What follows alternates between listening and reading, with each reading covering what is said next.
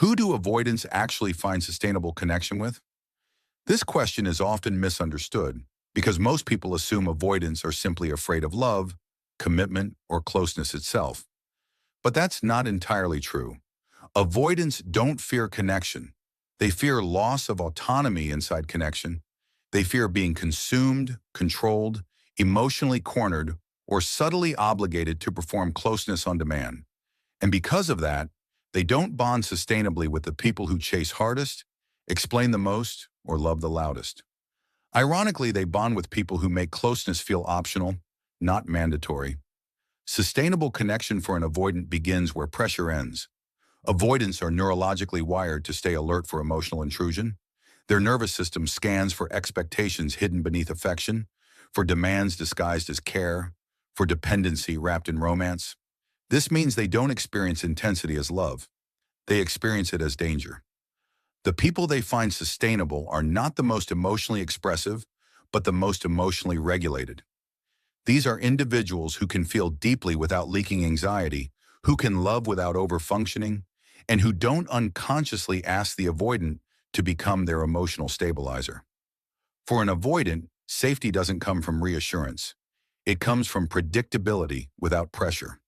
One of the strongest traits avoidants connect with long-term is emotional self-sufficiency. This doesn't mean emotional coldness or detachment.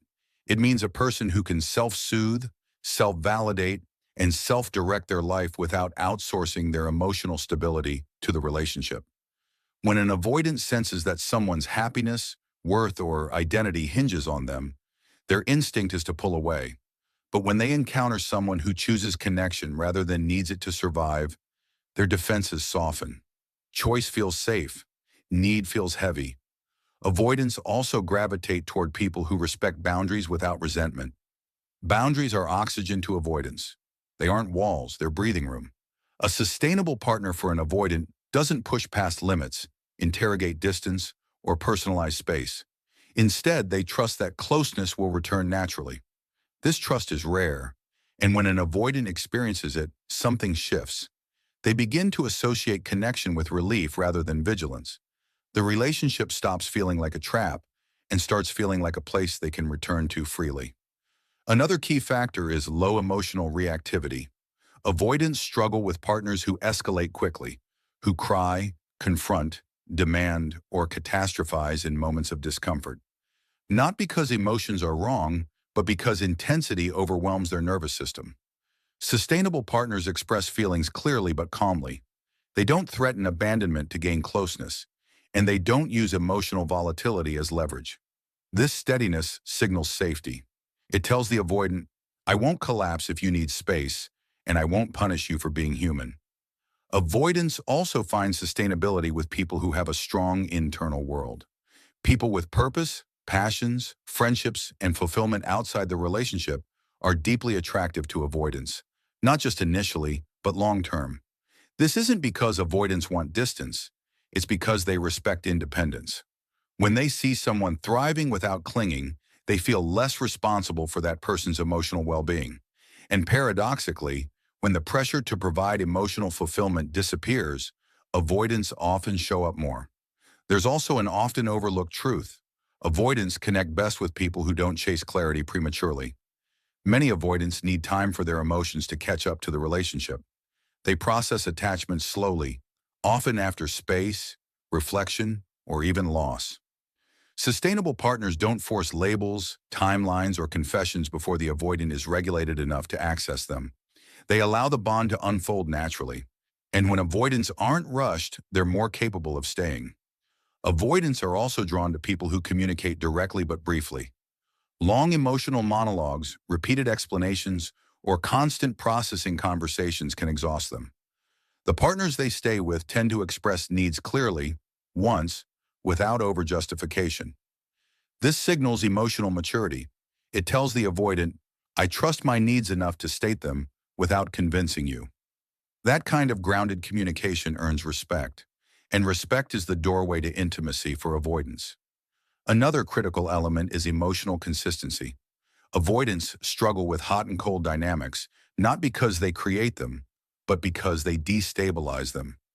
Despite the stereotype, avoidants actually crave consistency. They just don't want consistency that feels invasive. A sustainable partner shows up steadily without hovering, cares without controlling, and remains emotionally available without demanding constant engagement.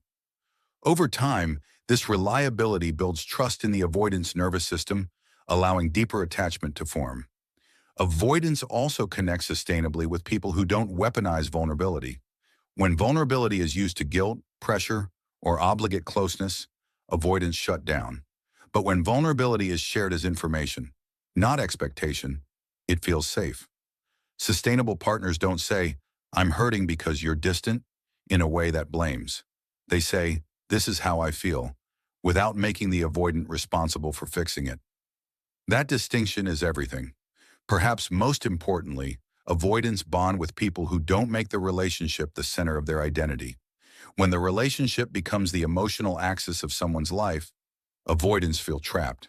But when it becomes a meaningful part of a full life, they relax. They want to be chosen, not leaned on. They want to be valued, not needed for survival. Sustainability lives in that difference.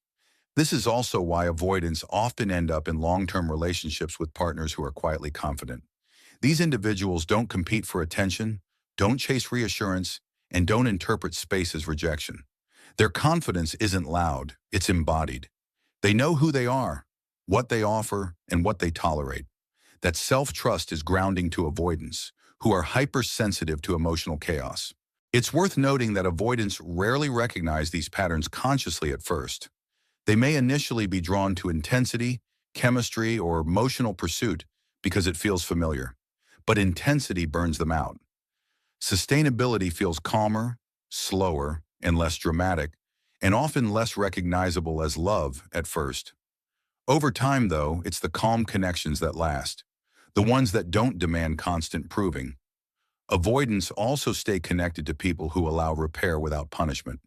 When conflict happens, and it always does, the sustainable partner doesn't shame, threaten, or withdraw affection to regain control. They allow missteps to be human moments, not relationship-ending events. This reduces the avoidance fear of emotional failure and makes staying feel safer than leaving. In the end, avoidants don't sustain connection with people who try to change them. They sustain connection with people who make change feel optional, safe, and self-directed. Growth happens naturally when the nervous system isn't under attack, and when avoidants feel emotionally unpressured, respected, and free to choose closeness. They often surprise people with how deeply they can love. So if you're wondering why an avoidant pulled away from someone who loved them deeply, but stayed with someone who seemed calmer, quieter, less demanding, it's not because they felt less. It's because sustainability isn't built on intensity. It's built on emotional safety. And for avoidance, safety looks like freedom, respect, and the absence of pressure. Ultimately, avoidants don't connect long-term with perfection. They connect with regulation, with groundedness, with people who can stand beside them without pulling, pushing, or panicking.